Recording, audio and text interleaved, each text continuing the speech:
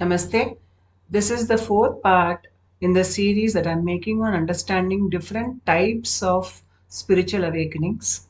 The links to the other parts are in the description box below. In today's topic, I will be explaining the link between how positive changes, small positive changes, they act like steps in our spiritual growth, how they help us to evolve in one lifetime, especially those who are in search of truth. They spend all their life trying to understand the truth and they want to live from their heart space and they don't accept anything but the truth or speak only the truth. Such kind of people, how do they evolve very quickly in one lifetime? That is what I'm going to talk about today. Apart from this, now is the period of the Lions Gate portal. So, how does the Lions Gate portal help us to manifest things in our life? I'll be talking about that. And then in today's video, I'll explain the link between the neurotransmitters we produce, the vibrational level we have, and how it can shape our spiritual awakening process.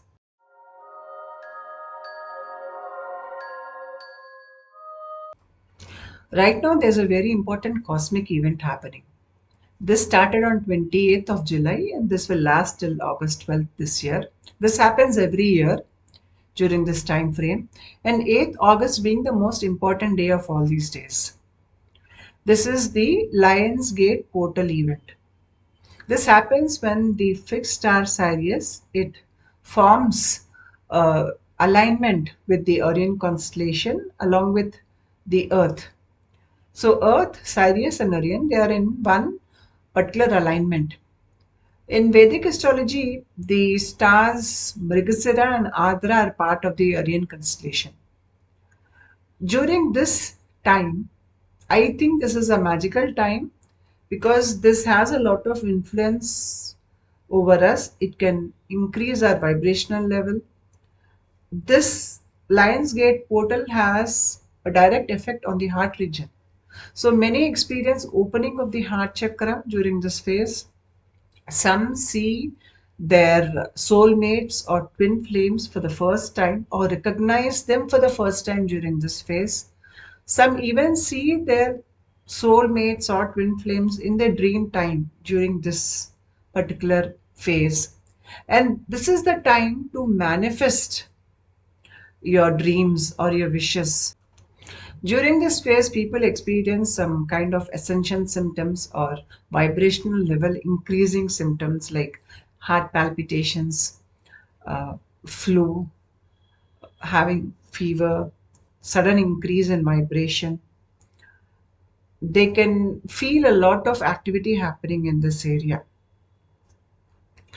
And when you focus a lot during this time period, especially in your meditation, you very easily come into the present moment. During this time frame, you can even see your twin flame calling you to come to them, or some kind of telepathic communication can be experienced during this phase. Coming to my experience on understanding the Lionsgate portal phenomenon, I remember that the first time my heart chakra opened or spinned was on 6th of August. Then I did not know that something called the Lionsgate portal existed. Few years after that, I was traveling in a car and I was in a remote area, partly forest, partly fields, with hardly any houses inside. This was during the first week of August again. Suddenly, a thought flashed in my mind, and it was the Lionsgate portal. This sentence made no sense to me because I was not aware of this and I never heard of it actually. And few minutes after I heard this in my head, I see a huge big mansion out of nowhere. While passing by the mansion, I see two lions sitting on either side of the gate. And this was exactly matching the description of the thought I had in my head, that is the Lion's Gate portal. I was amazed. Later on, after reaching my destination, I started probing, looking into what this actually meant. And I knew at some level this had an effect on me, and I'm supposed to look into this particular matter. So I did just that. And I understood that my heart opening event and many other symptoms that I experienced during this phase, this was linked to this major cosmic event, which is the Lionsgate portal event. So, what is the link between the lion and the heart?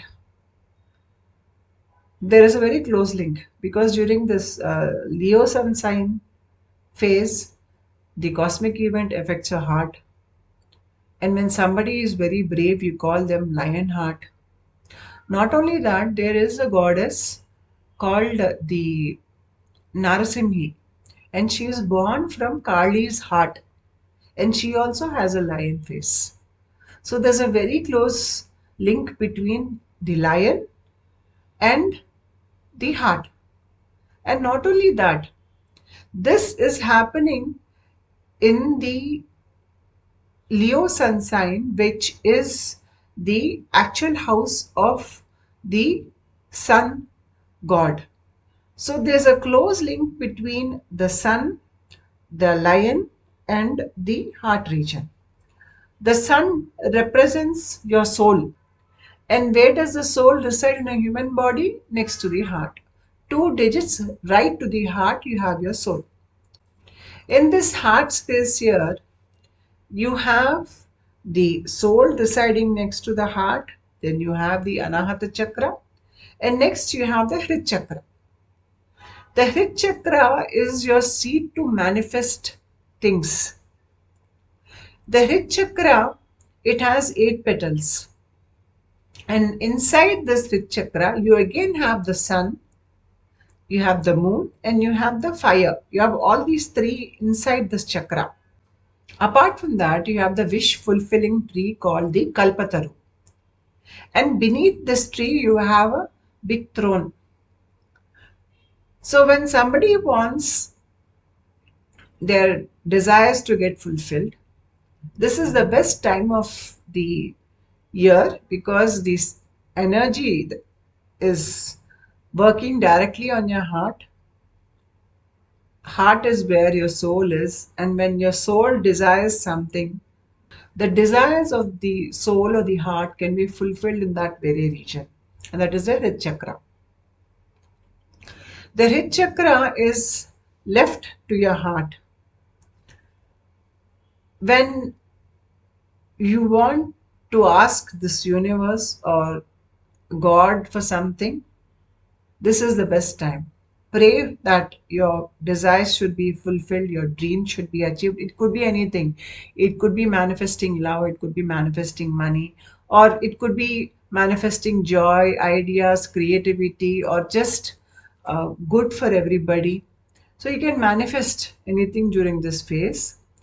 When you do this, you have to pray to the wish fulfilling tree which is there in the Hit chakra, and there is this throne beneath the tree. So please place your deity or your the divine energy you pray to, ask them to fulfill your wishes.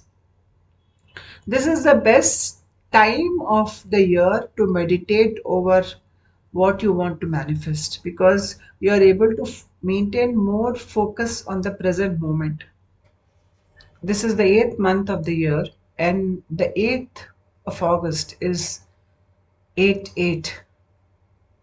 And when you turn this number 8 sideways, it forms the shape of infinity. So the potential to manifest things is infinite during this period. And especially in 8th of August, this energy is even higher. When somebody is having a very good heart, there's a very good aura around that person. You get very high vibes from that person. So typically when somebody is very pure at heart and pure in their thought or in their deed, They are operating from a high vibrational state.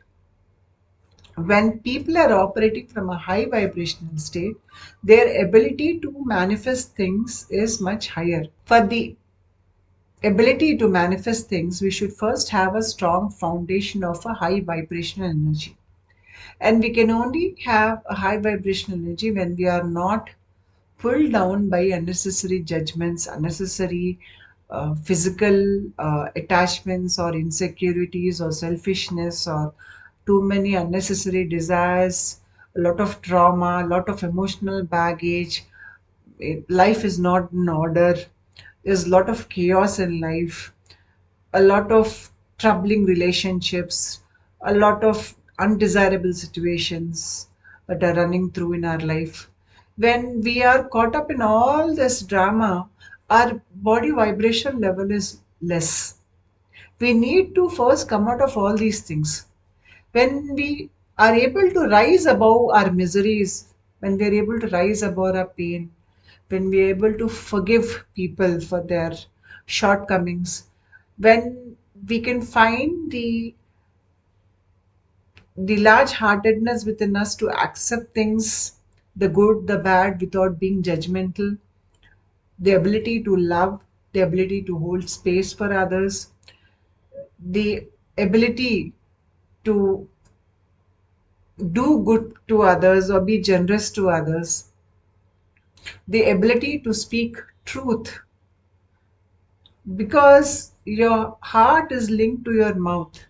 When you have purity in heart, then that comes out as purity in speech. So when somebody is operating from the heart, they will not accept anything that which is artificial in their life. They will not like to lie to themselves in life. The biggest lie you can tell is the lie that you're telling yourself. So they cannot lie to themselves. When they are living from that kind of a space, then what comes out as speech from them is only truth. This type of a person is living from a high vibrational state. When you're living in a high vibrational state, and when this cosmic event is happening, this is your time to manifest things. But this should be done when you're very calm in body and mind. That is, you should be in a very peaceful state when you're desiring to manifest something. There's something called the Shitari pranayama. That is, this kind of pranayama, breathing activity, will cool your body. It will bring down your blood pressure. It will bring down you to a calm state. And especially, this focuses on your heart region. You can do this Shitari pranayama before your activity to manifest things. That is, first you will clench your teeth and then you will breathe through your mouth and you will release air through your nostrils. You can sit in whatever posture you are comfortable, but keep your back straight. So this is how you do it. Clench your teeth first like this and then breathe through your mouth.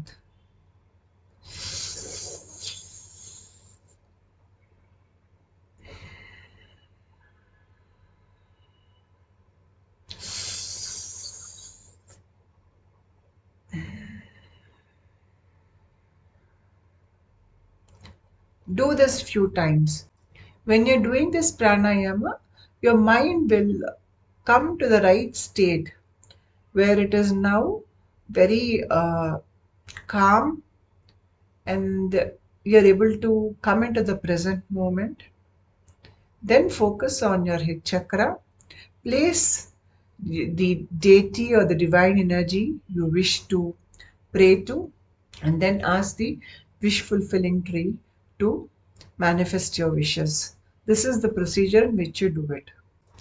To raise our body vibration, we can do certain things in our life, certain changes in our life can quickly raise our body vibration. That is when you are unplugging from a lot of negative things, negative situations, negative people, unnecessary drama. When you're unplugging from it, you are increasing your vibration. For example, if you need to know what is happening in the external world, you can watch news for a few minutes. That would be enough to give you the information about the external world, but don't unnecessarily sit and continuously uh, get into debates or watch TV programs or get attached to some kind of a political party or to a particular politician or to certain types of opinions. When you get into all this, you're unnecessarily creating a lot of drama in your life. Your mind gets caught up in this external maya when we get into such kinds of situations. Then keep away from people who cause unnecessary drama, fights in life, or these other kind who want to control you. There are certain type of people who want to take from you. They want to lie to you. They want to cheat you, or they do not have your interests at their heart. When you have such people in your life, keep them out of your life. Eat correctly, exercise correctly, and live by the seasonal cycles or the day and night cycle.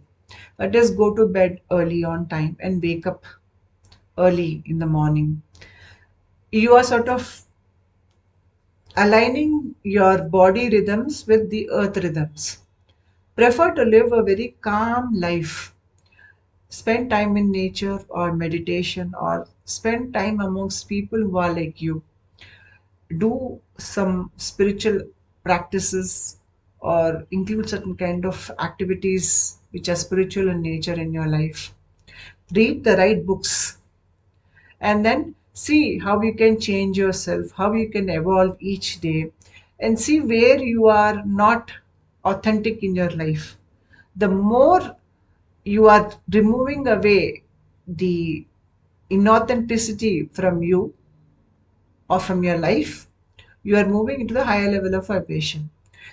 And lastly, you should live your life responding to it rather than reacting to it. The more we react to life, we are living from our lower fight and flight mechanism. But when we try to live life from above that, that is from above the lower three chakras, when we try to live life from the heart space, we are already moving away from the lower vibrational state. So small changes will go a long way in changing your body vibrational state in one lifetime. Especially make a bond with the sun instead of shying away from the sun. Early morning, expose your body, your skin to the sun. Your body needs the sun. And if you know how to do Surya Namaskaras, then please do it in the early morning, and that too in the sunlight. It'll benefit your body a lot. When a person lives life correctly, it changes the chemical composition of the person internally.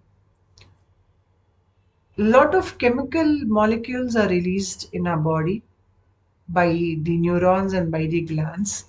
And the chemical molecules that are released by the glands are called hormones. And hormones have a long term effect on how our body functions, how we are as individuals, how our health is, how our well being is.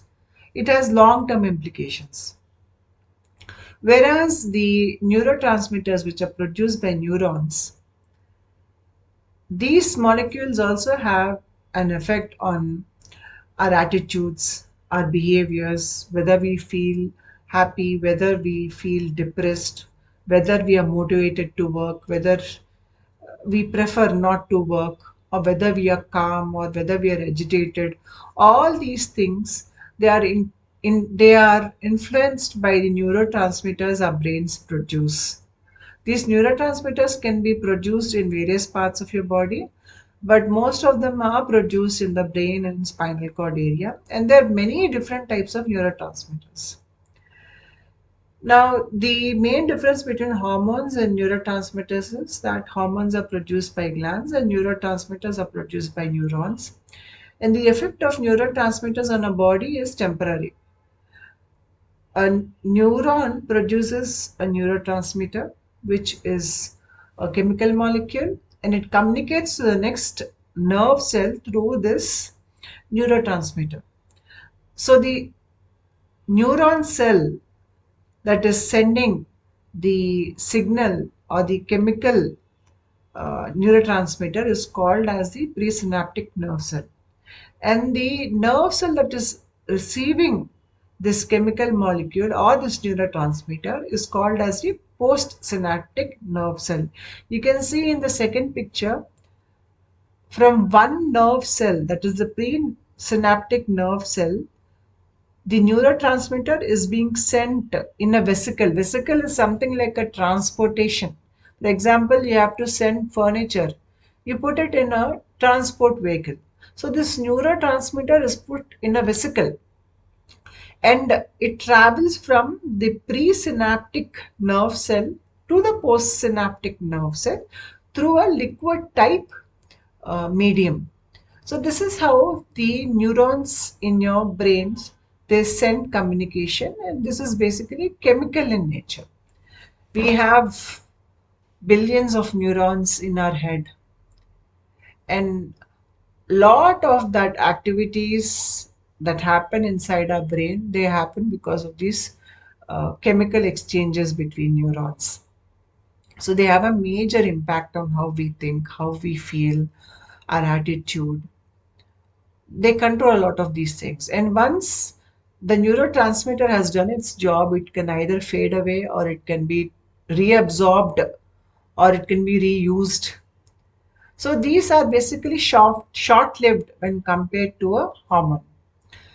So these neurons can use neurotransmitters to send signals to neurons, to muscles, to glands. These signals can make something happen or they can stop something from happening, or they can modulate the various things that are happening, or they can modulate the way you feel. This is typically communication that is happening at the neuron cell level.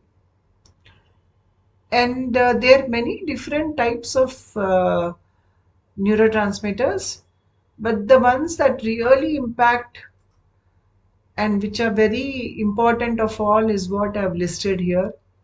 So every neuron causes some action within us, or it can stop certain action within us, or it can modulate the actions or the activities that are happening within us.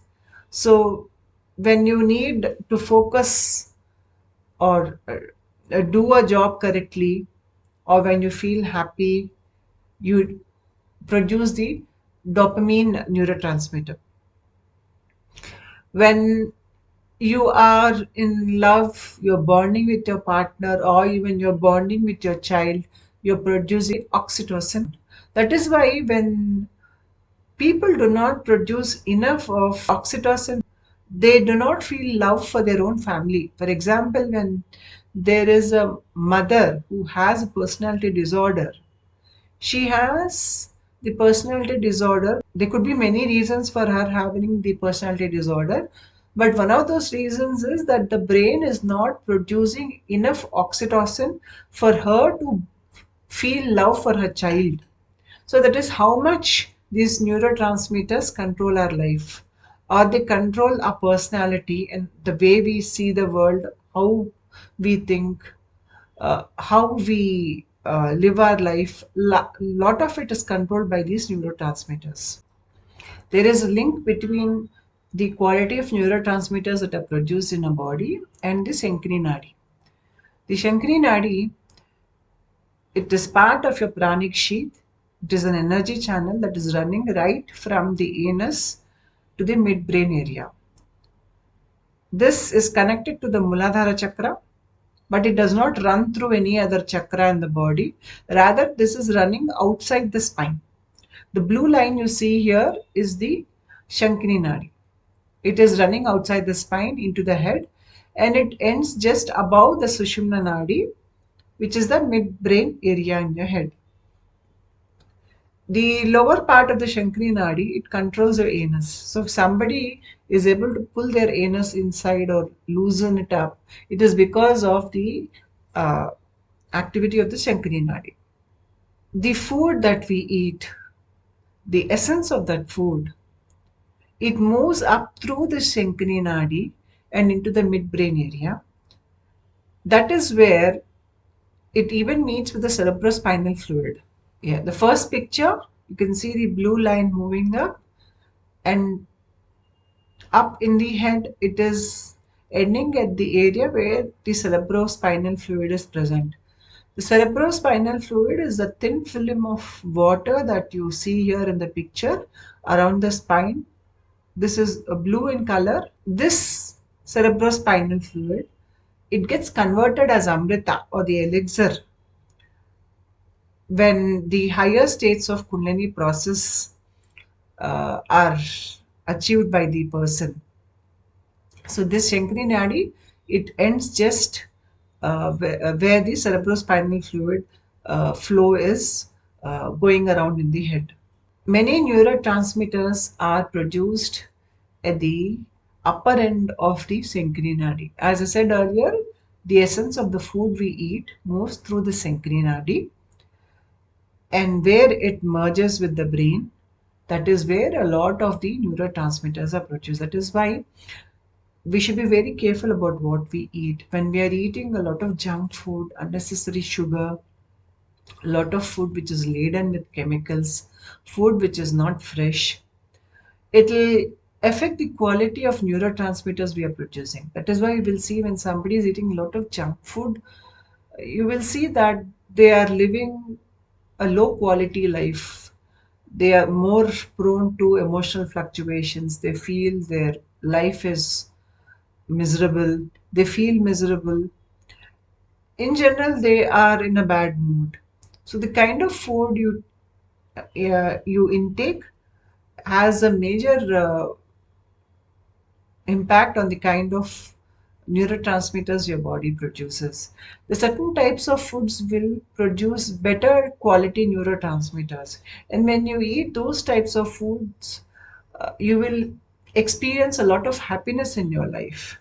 Always try to eat fresh cooked food, because when you're consuming organic vegetables which are fresh, that life energy that is there in it gets transferred into your body.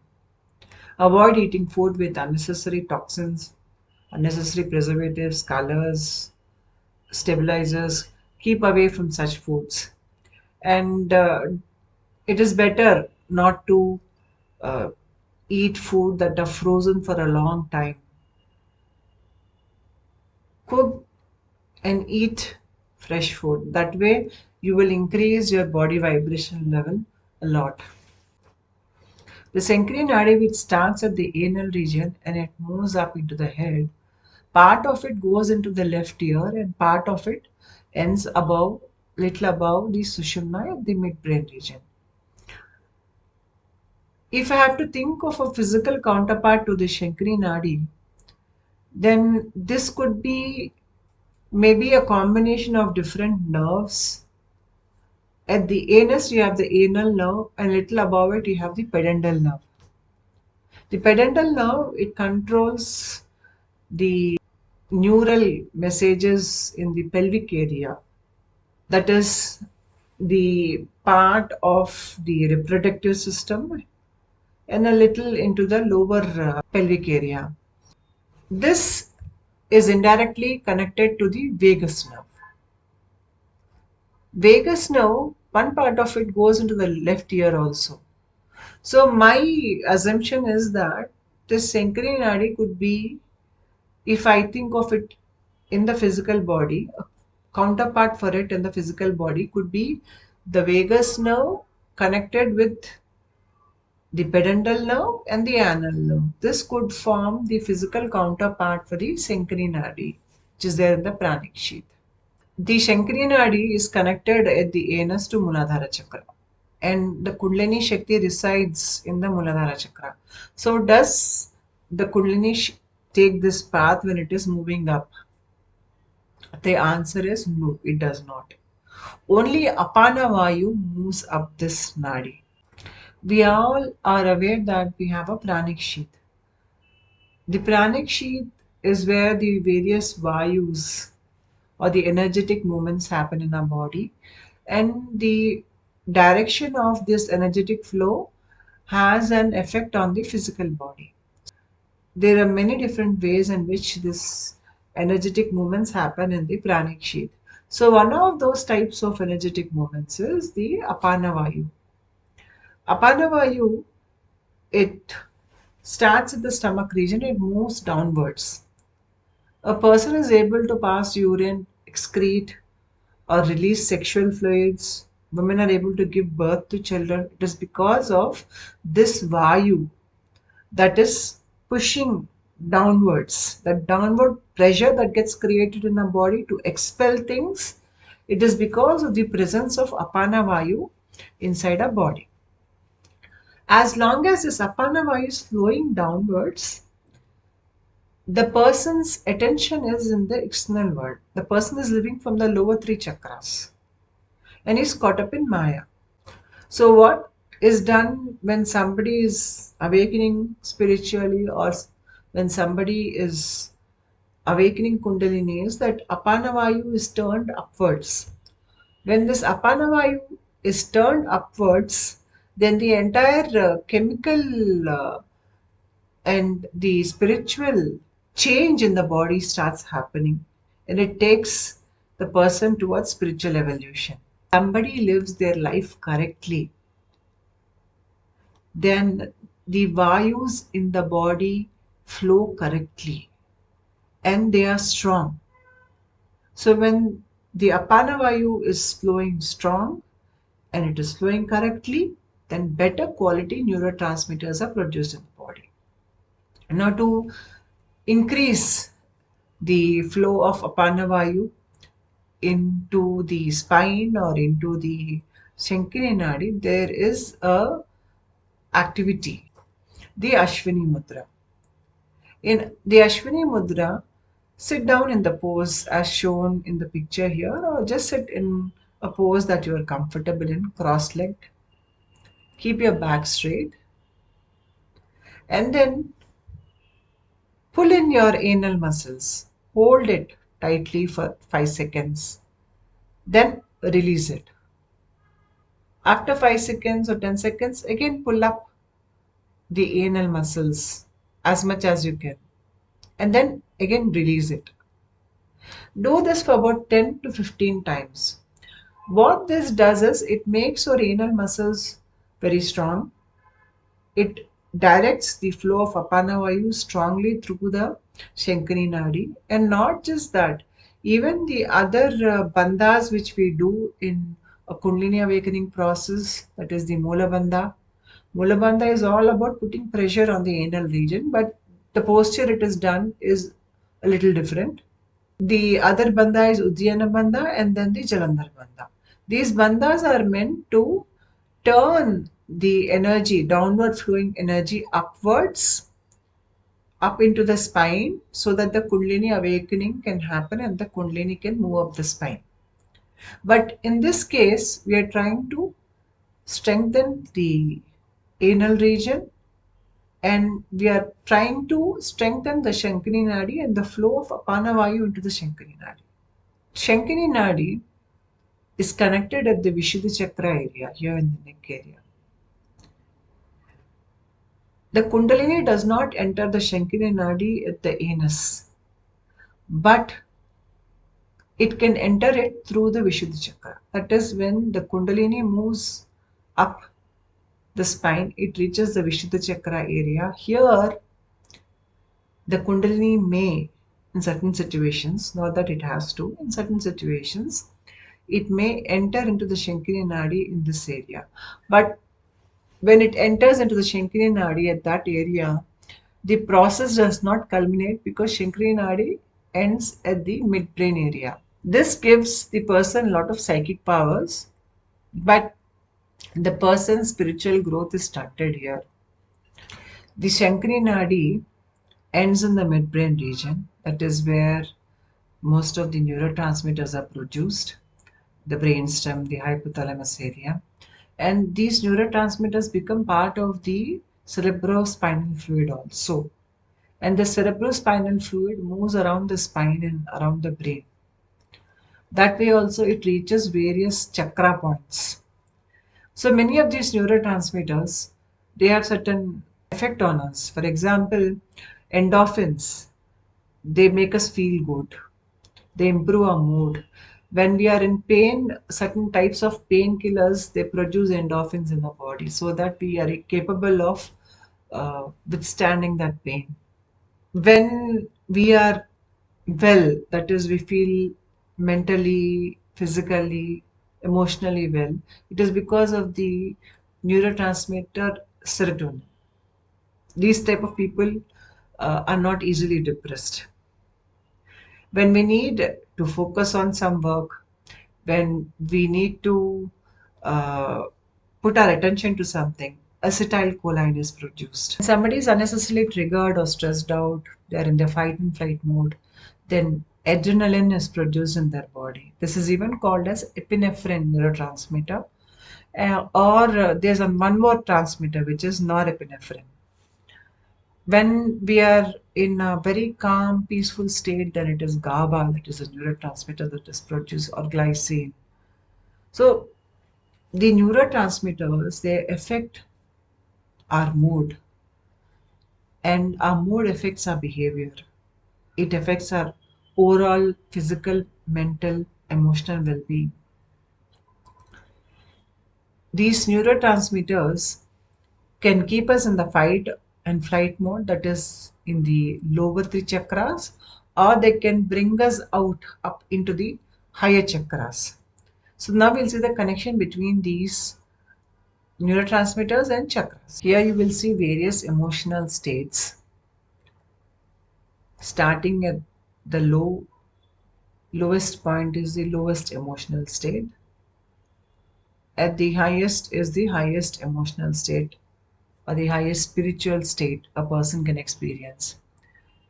These are various levels of vibrational frequencies and certain values attached to those vibration frequencies here. So when somebody is living in guilt, pain, shame, they're living in fear, trauma, they are at the lower vibrational state. The fight and flight mechanism in the body is triggered very often. They're breathing very many times in a minute.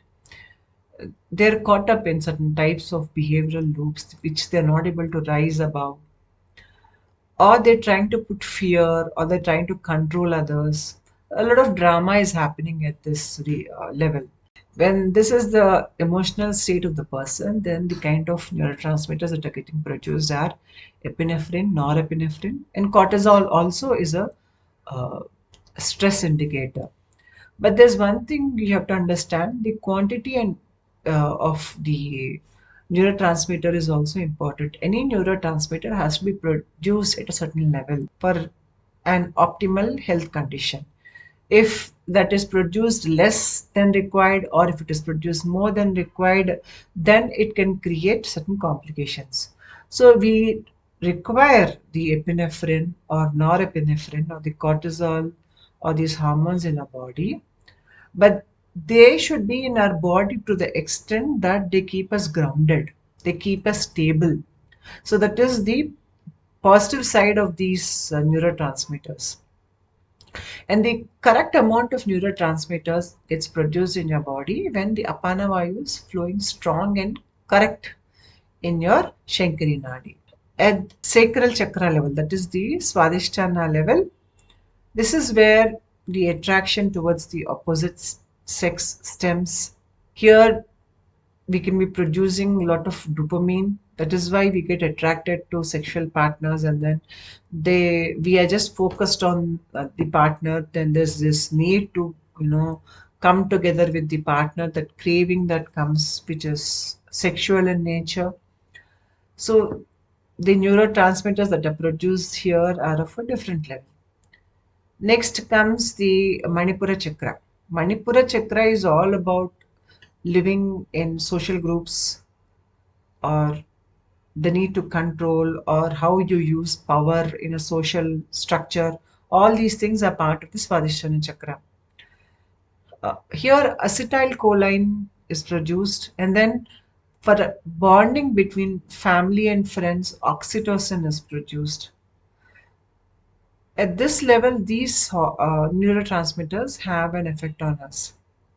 Then comes the Anahata chakra. Anahata chakra is the seat of love. It is the seat of compassion. This is where you connect with everything around you, the world, the universe at large. The connection that happens at the soul level, it happens from the heart.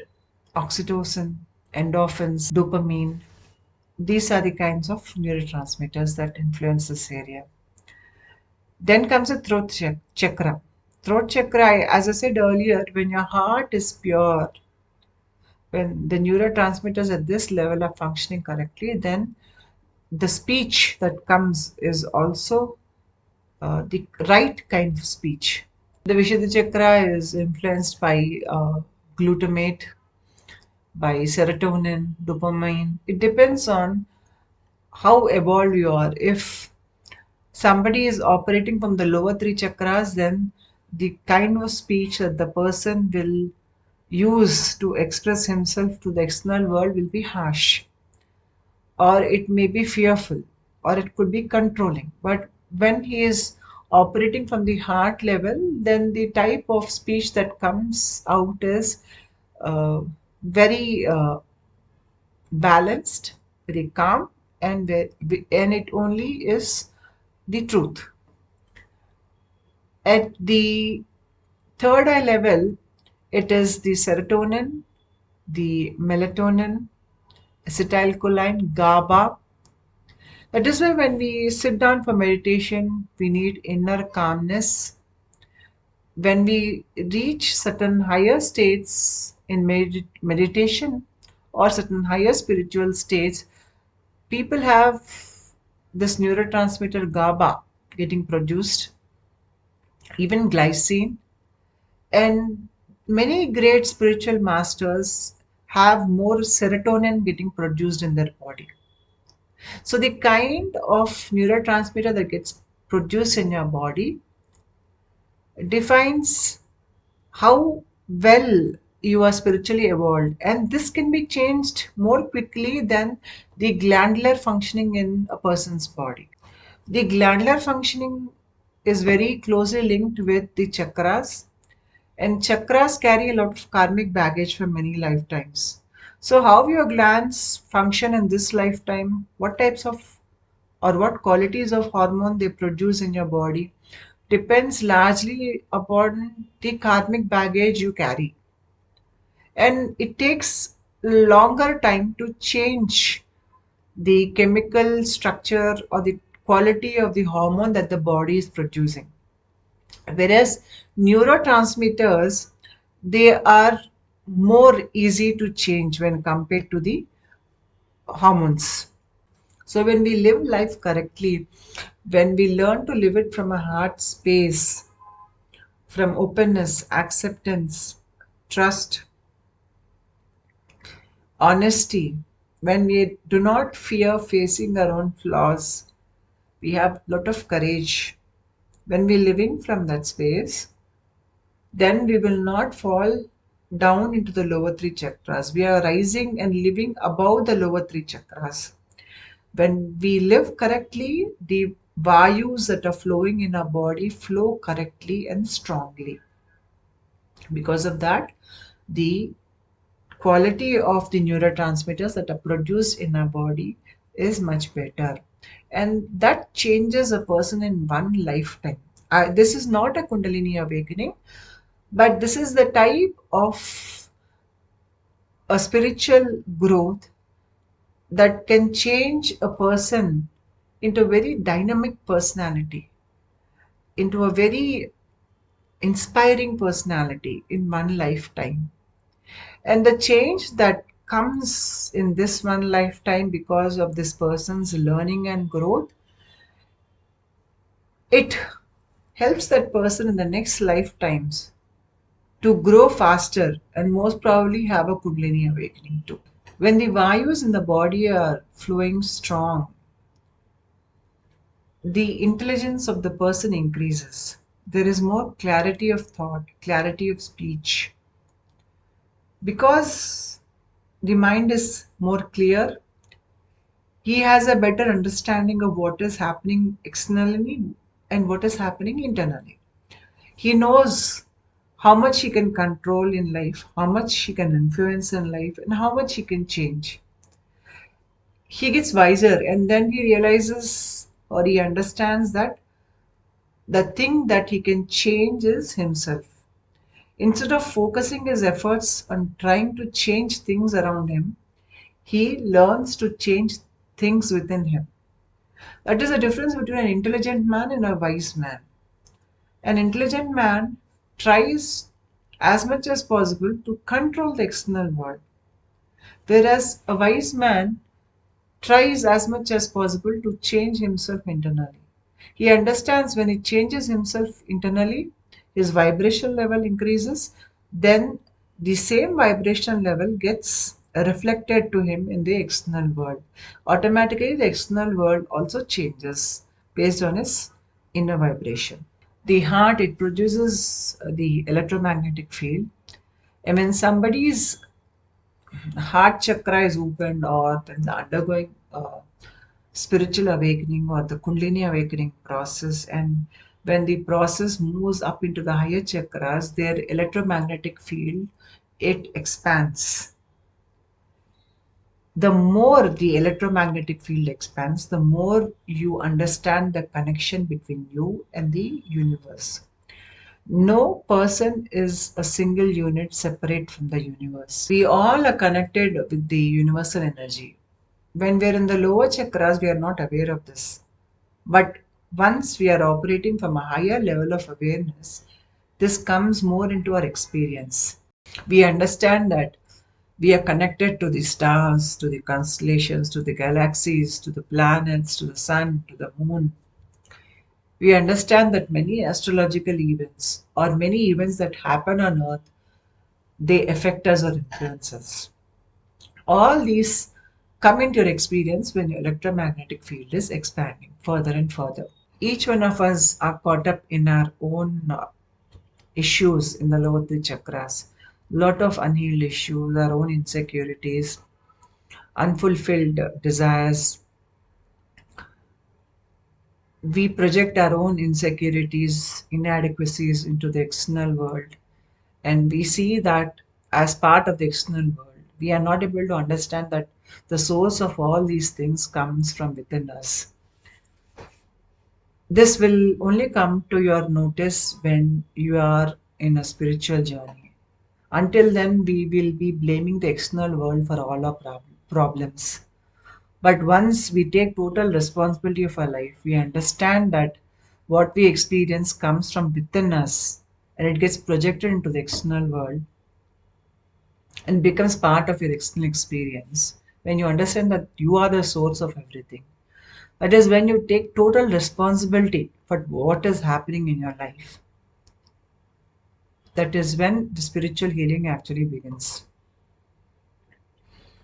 A person here starts living an authentic life. The vagus nerve is connected with spiritual healing. My last video was about vagus nerve and how it is connected to spiritual healing. Once you have healed yourself, then you are ready to open up your heart. You're ready to again trust life. You feel safe. You no longer experience insecurities. You have no trust issues. You have no control issues. You learn to surrender to a higher source. Because of this highest emotional state, and where now you're genuinely surrendering, genuinely opening your heart to the universe and trusting the universe that it will provide for you whatever you wish for. These are the emotional states that you need to attract abundance into your life.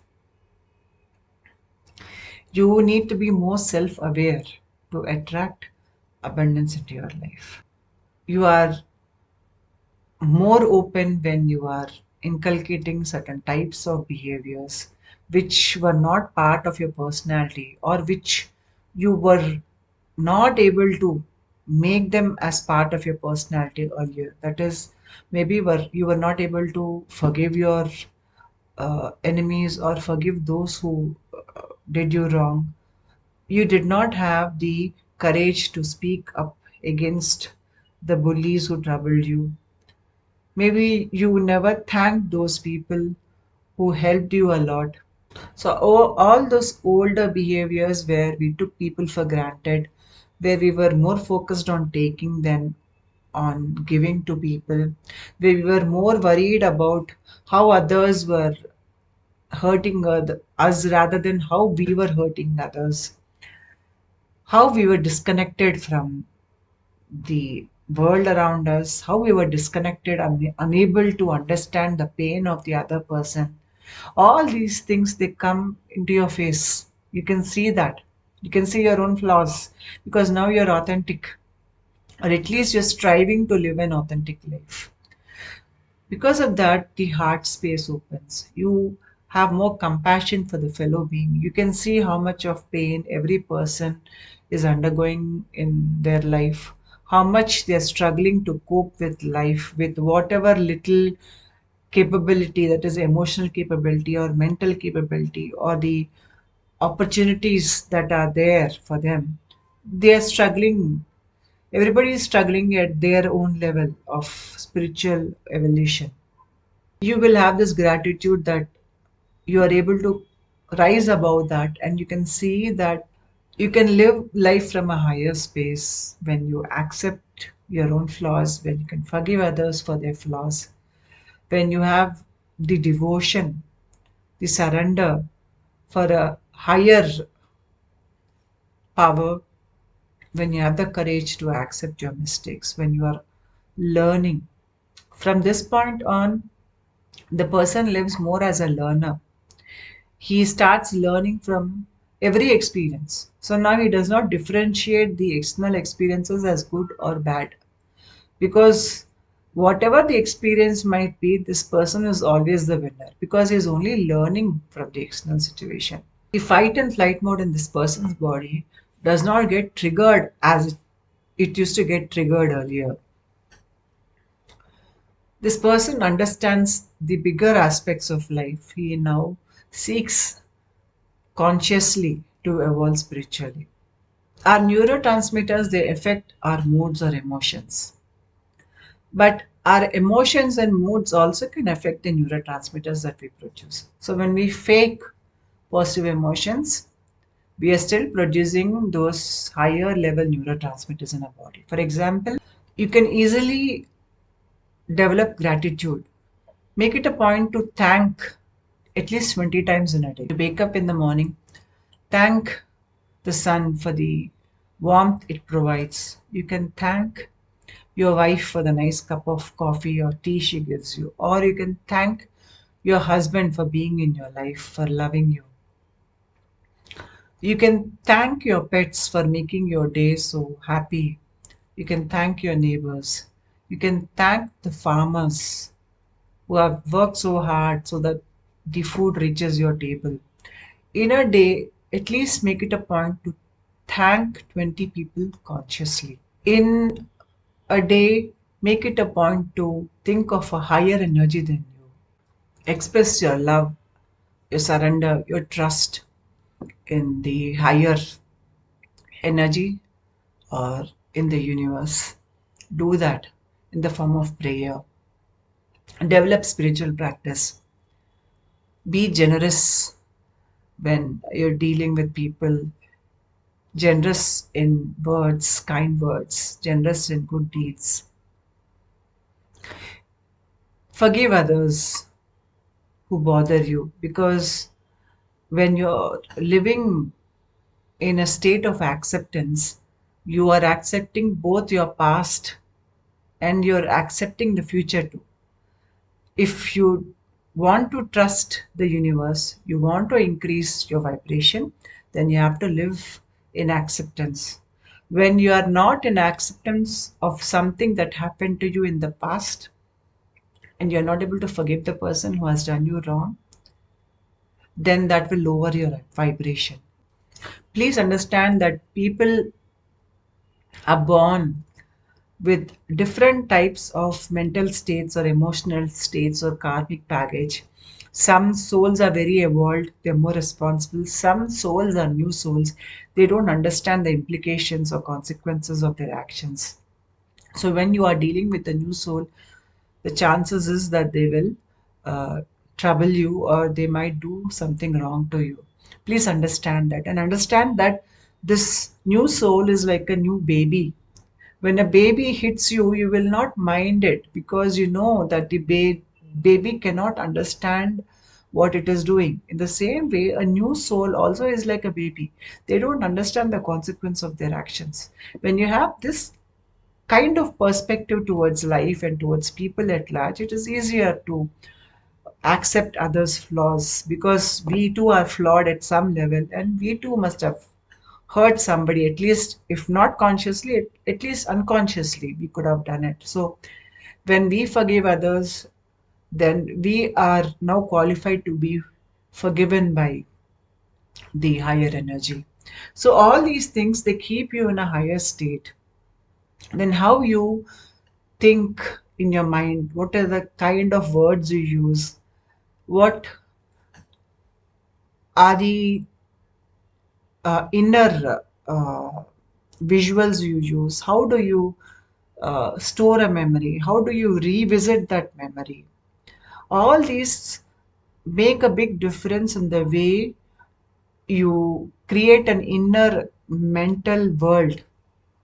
When you're using very harsh words to store your memories, when you are using very harsh words, when you're revisiting those memories, then you are lowering your vibration. You could change the memory in your head by making it more pleasant, because sometimes we may undergo certain painful situations, certain painful experience, very traumatic. These traumatic experiences can haunt us for the rest of our life.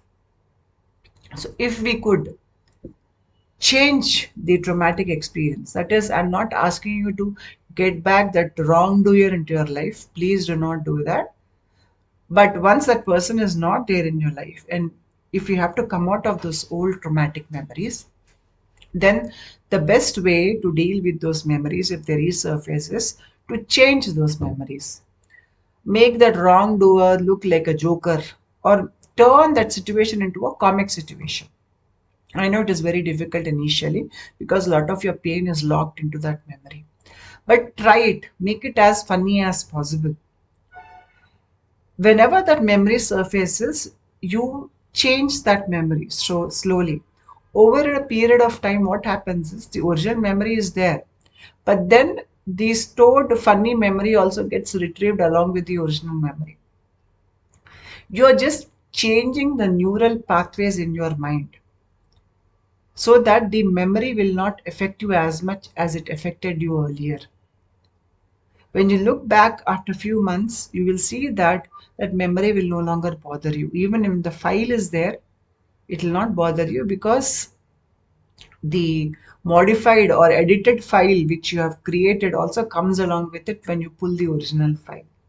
And when you make this edited version of that incident hilarious, instead of getting angry or crying, you will be laughing. So you are now the creator, or right now you're in total control of the kind of memories you hold, the way you feel. You're taking total responsibility. Here you're not trying to change your past, you're not trying to change the external world, but now you're trying to change yourself, you're trying to change your inner world. When you do this, your vibration level shoots up. The more we try to understand our shortcomings, we take responsibility for changing ourselves, the quicker we grow. And in the entire process, it is very important to be humble. Because when somebody is delusional, when they think they're somehow superior or somehow inferior to somebody else, then they create something called a personality disorder.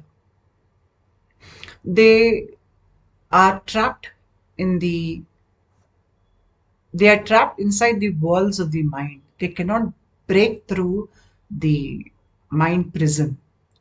But when somebody is humble, when they are learning constantly, and they understand that they are as good as the world that is there around them, that humbleness, it gives them more opportunities to learn and grow. They are not wavering between unnecessary emotions. Their perspective about life is totally different. It is drastically changed. So higher quality neurotransmitters get produced in the body. Serotonin, GABA, glycine, oxytocin. There are many dynamics to the man-woman relationships. They can be there as a one night stand or as something that is devoid of any love. It is just lust, pure lust. Such type of sexual relationships, they happen when the hormone testosterone in the male body and estrogen in the female body bring the male and female together just to fulfill the desire. So none of the higher chakras are involved in this. It's just happening at the base animalistic level, at the level of the Muladhara. And I just showed you the kind of neurotransmitters that get produced at that level. That is why even after this kind of an sexual interaction, the person may still feel bad about themselves. They will feel no love for the partner. There is a general disrespect for each other, and they could feel guilty later on, or they could get addicted to such type of behavior because this is happening at a very base animalistic level. And here, as I said earlier, the pudendal nerve is there in the pelvic region for both men and women, and then at the anal nerves you have the anal nerves. Pudendal nerve is connected to the spine at the lower region. So the entire nervous activity that is happening here is just happening at this level. The pudendal nerve is indirectly connected with the vagus nerve. So the vagus nerve is not coming into picture here when somebody is having a sex or sexual intercourse at the base Muladhara level. They don't feel any love in their heart for the other person, or they do not wish any good for the other person. The next is the karmic relationships. Many people on earth are caught up in karmic relationships. Uh, Two partners living together, a lot of fights happening. They're in competition with each other, or either one of them wants to control the other. There's abuse involved here. A lot of friction happens, trust issues, control issues, insecurity issues, everything comes to the surface. So these type of relationships, they create bondage, karmic bondage. And many are not able to come out of these relationships. They involve a lot of mental, emotional, physical abuse. They can involve exploitation of the partner. In these types of relationships, the heart is not involved. Many fall in love with the wrong person because people with disorders, personality disorders, they can act like good people. So a genuinely good person can fall into the love trap of somebody who is narcissistic in nature. And they can only get this realization after living with that partner that this person is narcissistic. And when this happens, the person who genuinely loved can also lose their love for the partner, because where there is no trust, there is no love. So then it turns into a karmic relationship. So karmic relationships, they are below the heart level. This will not bring the partners into higher vibration. Next come the soulmate relationships. Soulmate is somebody whom I think has some shared previous lives with you. You know this person from some past life. They feel like they're very familiar. You know them.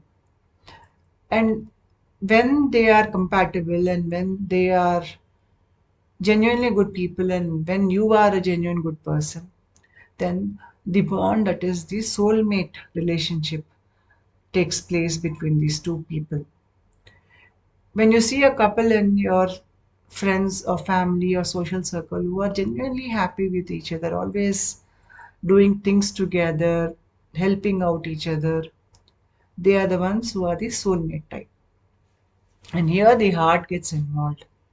And I think from this part on up, uh, because the heart is connected with the vagus nerve here.